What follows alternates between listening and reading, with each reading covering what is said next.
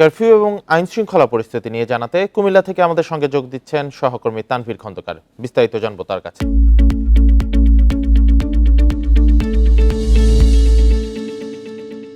জেলা প্রশাসনের দেয়া তথ্য অনুসারে আজ ভোর ৬টা থেকে রাত ১০টা পর্যন্ত কুমিল্লাতে কারফিউ শিথিল করা হয়েছে। বিগত কয়েকদিনের সংঘর্ষের যে অস্থিরতা সেটি কাটিয়ে কিন্তু কুমিল্লাবাসী ইতিমধ্যে স্বাভাবিক জীবনযাপন করতে শুরু করেছে। কারফিউ শিথিলের মধ্যে আমরা দেখছি যে প্রতিদিনই নিয়ম করে শ্রমজীবী মানুষ কিন্তু তারা কাজের উদ্দেশ্যে বেরিয়েছেন।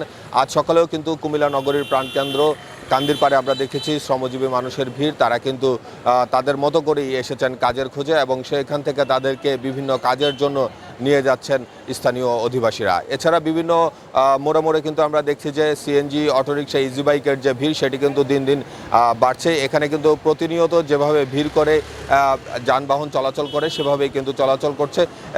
কোনো ধরনের অস্বস্তিকর পরিস্থিতির ছাপ কিন্তু আমরা দেখতে পাচ্ছি না। এছাড়া আমরা দেখেছি যে কুমিল্লাতে প্রতিদিন নিয়ম করেই কিন্তু সকালবেলা বিভিন্ন বাণিজ্যিক প্রতিষ্ঠানগুলো খোলা হচ্ছে এবং সরকার যে নিয়ম বেঁধে দিচ্ছেন সেই নিয়মের মধ্যে কিন্তু সরকারি অফিস আদালত এবং ব্যাংকগুলো সচল থাকছে।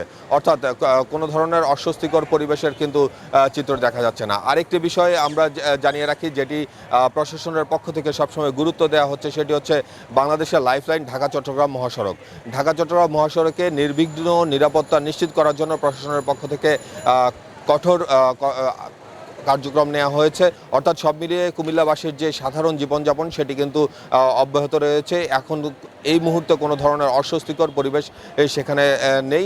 সাধারণ মানুষ আসলে তাদের যে সাধারণ জীবনযাপন সেটি করার জন্যই কিন্তু তারা দাবি করছেন। আর জেলা প্রশাসনের পক্ষ থেকে বলা হয়েছে যতক্ষণ কারফিউ শিথিল থাকবে ততক্ষণ পর্যন্ত মানুষ তাদের নিত্য নৈমিত্তিক কাজ স্বাভাবিকভাবে করতে পারবেন। তবে কারফিউর মধ্যে যেন তারা সরকারি আইন মেনে চলেন সেজন্য কিন্তু তাদেরকে আহ্বান জানানো হয়েছে।